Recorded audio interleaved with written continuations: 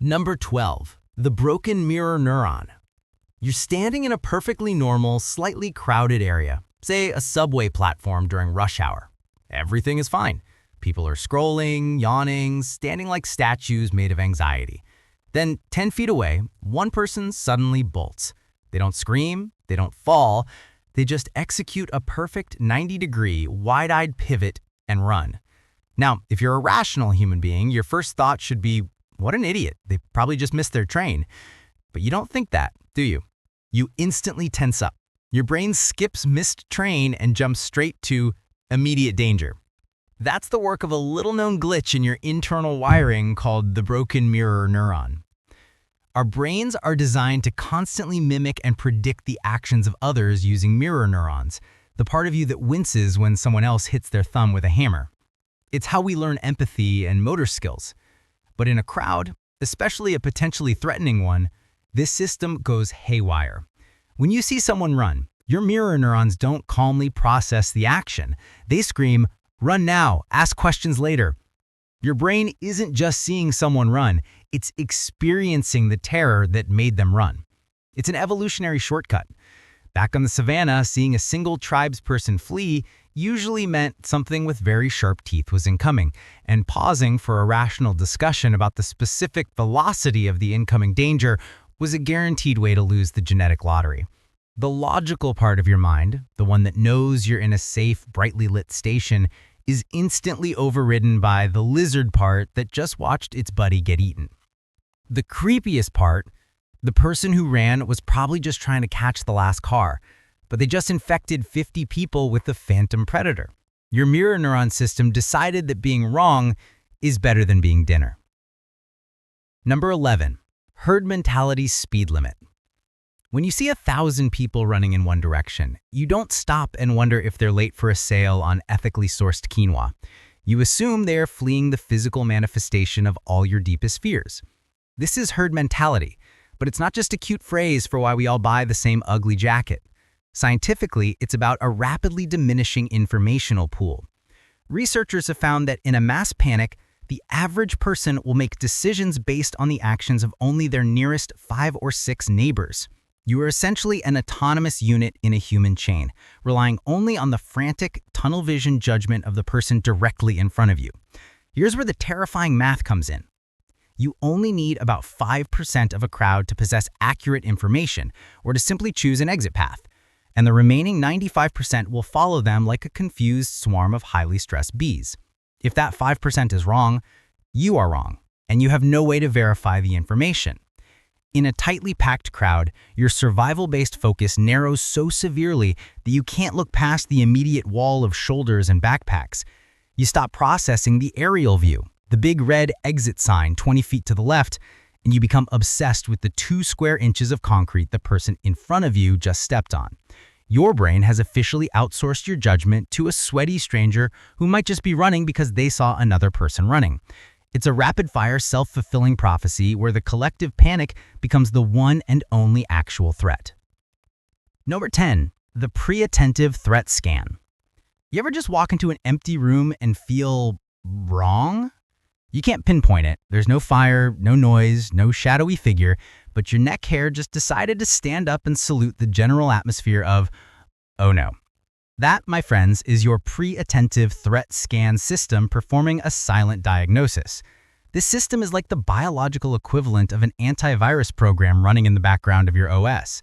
It's always active, scanning your environment for anything that looks anomalous, angular, too fast, or just plain off. It doesn't use your conscious, logical mind. It uses the subconscious primal network. In a crowd, this system gets hyper-stimulated. Every unexpected shove, every sudden dip in the noise level, every fleeting facial expression of concern you catch in your peripheral vision is instantly flagged as a potential threat. Your pre-attentive scan is designed to be ridiculously sensitive. It would rather flag a passing cloud as a predator than miss a real one. The issue is that the crowd provides an overwhelming amount of false data. A small child bumped into an adult? Flagged. A gust of wind slammed a door? Flagged. Someone dropped their oversized Novelty keychain? Flagged. Each of these micro-events sends a tiny shot of adrenaline through the crowd. Individually, they are nothing, but collectively, they saturate your system with so many little red flags that your logical mind is effectively shut down. You're not consciously choosing to panic. Your subconscious is just tired of processing nonstop maybes that it decides to hit the big red abort button. The chaos of a crowd is literally designed to break your subconscious. Number 9. Contagious nociception. You know that feeling when someone else gets a paper cut and suddenly your own fingers start tingling with phantom pain? That's not just empathy. That's your nervous system being incredibly susceptible to suggestion. In the crowd, the psychological term for this is contagious nociception, or the contagious spread of pain or threat perception. This is less about sight, like the mirror neuron, and more about the acoustic or pressure information. When panic starts, it begins to generate a very specific kind of sensory data that your brain has already coded as an emergency. The sound of rapidly accelerating footsteps on hard pavement, or the sudden, jagged changes in vocal tone, or the specific way human bodies collide and press together under duress, are these sensory hallmarks of danger. Even if you haven't seen the supposed threat, your body begins to physically prepare for it. Your heart rate jumps, your palms get slick, and your muscles tense, all because the air is vibrating with the sound of other people's fear. This physiological stress of the crowd, the collective rising wave of fear chemicals, acts like a physical force that pushes you into a fight-or-flight state. You're not deciding to run. Your nervous system is literally being bullied into the panic radiating off the 1,000 people next to you. Number 8, the affiliation vacuum. Think about how you navigate a comfortable crowd, like at a concert or a parade. You naturally group with your friends, your family, or your partner. You have an affiliation group, and your safety is constantly being assessed relative to their position. As long as you can see or touch your people, you feel safe. This is a profound unconscious psychological anchor. But in a panic situation, that affiliation group instantly dissolves. The very first thing that happens when the crowd surge begins is that you are separated from your anchor. You lose your people in the crush. Psychologically, this triggers the affiliation vacuum. Your most deeply wired survival mechanism, the one that says strength in numbers, is suddenly and brutally shut down. In an instant, you go from being part of a safe social unit to a lone, anonymous body surrounded by hostile, anonymous bodies. This feeling of being profoundly alone is a massive, immediate panic accelerator. The only way your brain knows how to reestablish safety is to physically get out of the dangerous anonymous mass and find open space. The panic isn't just about the external threat. It's about the sudden, terrifying realization that you are utterly disconnected from your tribe, and the chaos is just a desperate attempt to find safety where you are now a solitary target. Your internal narrative switches from "we are safe" to "I am alone and surrounded by competition." Number 7, the exit aphasia. Imagine needing to call an ambulance and suddenly forgetting the word ambulance. That is essentially what happens to the rational part of your mind during a genuine crowd panic, a phenomenon we'll call exit aphasia. The problem isn't that people can't see the exit signs. The problem is that their brain can no longer properly process spatial or tactical information. When your body dumps massive amounts of adrenaline and cortisol into your system, your focus narrows down to the most rudimentary function: move. The complex process of navigation, analyzing an environment, judging distances, recalling where you entered, and planning a multi-step route, is a luxury that your panicked brain cannot afford. You stop seeing the wide red exit sign, and you start seeing a vertical streak on a red field. The word loses its meaning. Instead, you revert to a reflexive, almost magnetic attraction to open space or the path of least resistance. People will run directly into a wall or pile up at a doorframe simply because those points represent a momentary small-scale funneling of movement, even if the actual optimal escape route is totally free.